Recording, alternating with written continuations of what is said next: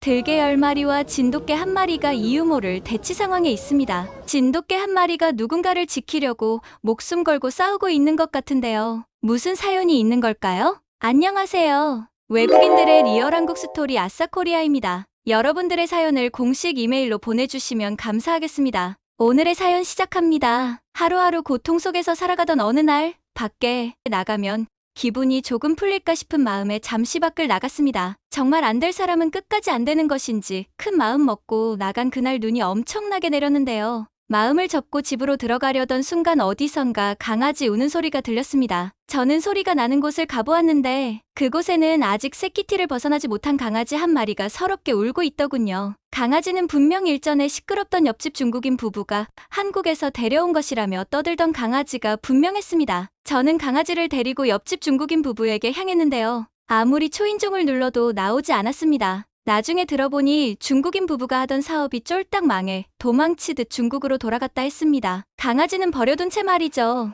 어쩔 수 없이 집으로 들이는 시간이 되면 보호센터에 맡기기로 했죠. 하지만 이내 선택을 후회했는데요. 종일 뭐가 그리 슬픈지 울더군요. 혹시 배가 고파서 그런가 싶었던 저는 집에 있는 소시지를 주며 조용하게 해달라고 부탁했습니다. 입맛에 맞지 않음이 분명함에도 녀석은 허겁지겁 먹으며 제게 이쁜 미소를 지어주더군요. 그때 잊고 있던 행복이라는 감정이 조금씩 피어오르는 것이 느껴졌습니다. 저보다 더 힘든 삶을 살아오니 작은 생명도 이렇게 예쁘게 웃는다는 것을 느낄 수 있었죠. 하지만 역시 강아지가 먹어서는 안 될 것을 먹인 탓인지 녀석은 낑낑거리며 제게 다가왔습니다. 저는 눈물을 흘리며 동물병원으로 달려갔는데요. 그런데 어이없게도 녀석은 큰 문제가 없었고 가스가 약간 찬 것이었습니다. 작은 치료를 하자더군요. 작은 치료임에도 치료비는 만만치 않았는데요. 첫걸음으로 무척이나 많은 돈을 썼지만 비싼 병원비보다는 아이가 괜찮아졌다는 게 더 마음이 놓였습니다. 그때 깨달았습니다. 내가 이 아이와 함께하고 싶음을 말이죠. 저는 그대로 독일의 복잡한 분양 절차를 밟았는데요. 녀석의 주인은 이미 다른 나라로 갔기 때문에 유기견의 신분이었고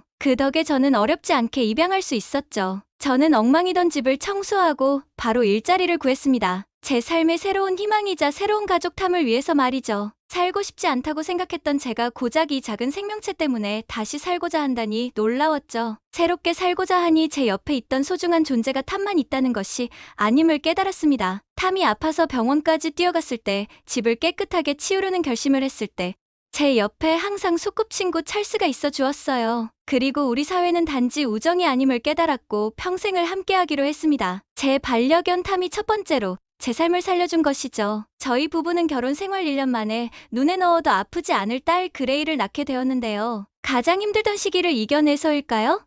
제게 찾아오니 행복한 시간이 유독 달콤했었죠. 하지만 세상은 마냥 좋은 일만 생기는 게 아니라는 것을 저는 뼈저리게 알고 있었습니다. 탐이 아무리 순하고 충성심이 높은 강아지라고는 하지만 아기와 함께 지내는 건 위험이 있을 수밖에 없었기 때문이죠. 결국 저희 부부는 잘 아는 지인에게 그레이가 성장할 때까지 맡아달라 부탁하기로 하며 탐과 이별할 준비를 하기 위해 탐을 데리고 단촐하게 가족 여행을 떠났습니다. 남편의 직장 동료가 추천해준 캠핑장이었는데요. 공기도 좋고 넓은 들판이 있어 탐이 뛰어놀기 좋다고 했죠. 차를 타고 여행 가는 내내 눈물이 흐르더군요. 내 삶을 구원해준 녀석을 이런 단촐한 여행조차 함께하는 것이 처음이라니, 게다가 어쩌면 마지막일 수도 있다는 것이 제 마음을 아프게 했습니다. 탐은 그런 제 마음을 아는지 모르는지 뒷좌석에서 해맑은 미소와 함께 연신 꼬리를 흔들어댔습니다. 세상에서 가장 사랑하는 그레이를 품에 안고 있었지만 제 신경과 시선은 온통 탐에게 가 있었는데요. 조금이라도 탐과 함께하는 시간이 길었으면 좋겠는데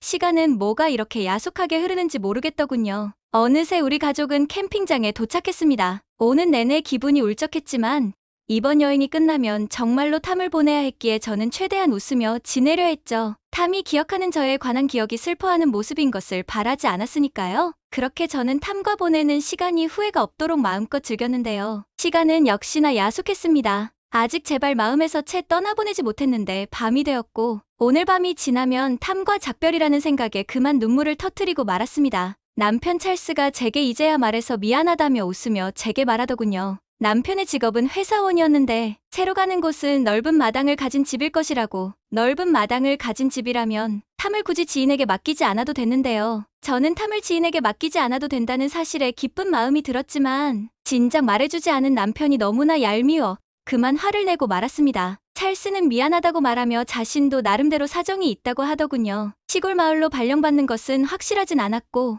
만약 제게 미리 말했다가 일이 틀어지면 제가 실망만 할까봐 미리 말하지 않은 것이죠. 주인으로서 하는 말이 아니라 탐은 정말로 잘생긴 외모를 소유한 강아지였습니다. 그렇게 우리네 가족은 조금 외진 곳이었지만 서로가 서로에게 행복이 되어주며 행복하게 살아가고 있었는데요. 옆집 마크 씨가 숲에서 가끔 들개가 보여 걱정이라 하는 것 말곤 큰 걱정거리라 할 만한 것도 없었죠. 들개는 이곳에 사는 동안 한 번도 못 봤고요. 그렇게 행복했던 7년의 세월이 흘러 이제는 이 마을을 떠나야 할 때가 되었는데요. 남편은 마지막 출근을 했고 저는 7년 동안 행복으로 가득하였습니다. 고마운 집을 정리하기로 마음먹고는 그레이에게 탐을 산책시켜 달라 부탁했습니다. 7년 동안이나 함께해온 그레이와 탐은 이젠 둘도 없는 친구이자 남매가 되어 있었는데요. 어떤 날은 잠시 창고 정리를 하고 있는데 산책하러 간 탐과 그레이가 아직도 돌아오지 않은 거예요. 저는 그레이와 탐을 찾으러 다녔죠. 나중에 이웃 주민이 탐과 그레이를 찾으러 다니는 저를 보며 껄껄 웃으며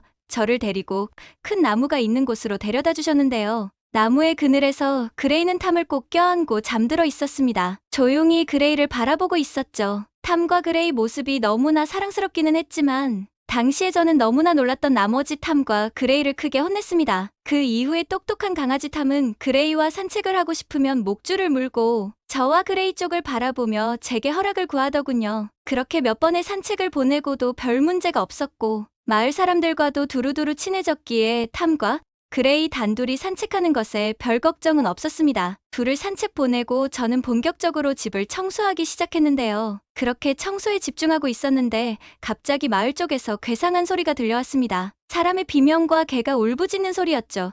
저는 이게 대체 무슨 소린가 싶어 한 걸음에 달려가 보았습니다. 집을 나와보니 마을 사람들이 손에 농기구 같은 무기를 들고 한 곳으로 달려가고 있는 모습을 보았는데요. 저는 그중 한 사람을 붙잡고 대체 무슨 일이냐고 물었습니다. 들려온 대답은 너무나 충격적이었어요. 숲에서만 떠돌던 들개가 무리를 지어 마을을 내려왔다고 했어요. 몇몇 마을 사람들은 들개에게 당해 크게 다쳤다고 했습니다. 그 순간 탐과 그레이가 떠오른 저는 제발 들개가 나타난 곳으로 가지 말았기를 빌면서 마을 사람들을 따라 달렸는데요. 하지만 불행한 직감은 언제나 들어맞았습니다. 탐은 수많은 들개에게 둘러싸여 있었죠. 저와 마을 사람들은 재빠르게 달려가 들개들을 공격하며 들개들을 물러나게 하였는데요. 경황이 없어 보지 못했었는데 들개 한 마리가 탐에게 공격당한 것인지 피를 흘리며 쓰러져 있었습니다. 탐은 들개가 모두 도망간 후에도 이빨을 드러내며 주변을 경계하고 있었는데요. 제가 탐을 부르자 그제야 경계를 풀며 자신의 뒤로 숨겨두었던 그레이를 바라보았습니다. 나중에 마을 사람의 말을 들어보니 갑자기 숲에서 수많은 들개가 나타나 사람들을 공격했고 자리에 있던 탐은 그 즉시 그레이를 벽으로 데려가 자신의 뒤로 숨긴 후 들개가 그레이를 공격하지 못하게 하였습니다. 들개들과 진돗개라는 종은 생각 이상으로 늑대와 가까운 종이라는 말을 들었을 때 저는 반신반의했었습니다. 늑대라고 하기에는 탐은 쥐 한 마리도 제대로 못 잡을 것 같이 순했거든요. 하지만 이 상황에서 보니 진돗개는 정말 늑대와 가까운 종이 맞았던 것 같습니다. 그레이를 지키기 위해 이빨을 드러낸 탐의 모습은 정말이지 늑대 같았거든요. 하지만 이빨을 드러내던 탐의 모습은 제겐 전혀 무섭지 않았습니다. 모든 상황이 끝나자 그레이와 함께 안기는 모습은 마치 너무 무서웠다며 제게 하소연하는 것 같았거든요. 만약 그레이가 잘못되기라도 했다면 아마 저는 정말 살아갈 수 없었을 것입니다. 탐은 그렇게 절 2번이나 살려준 것이죠. 탐은 사연을 쓰는 시점으로부터 열흘 전 먼저 곁을 떠나 하늘에서 우리 가족을 지켜주고 있습니다. 제 삶을 2번이나 구해준 탐을 평생 잊지 않기 위해 사연을 보내봅니다. 지금까지 주인공 로라 씨의 감동 사연을 잘 들었습니다. 로라 씨의 앞날을 항상 응원할게요. 구독과 좋아요, 알람 설정해주시면 감사하겠습니다. 구독해주시면 최신 사연을 받아보실 수 있습니다. 지금까지 아싸코리아였습니다.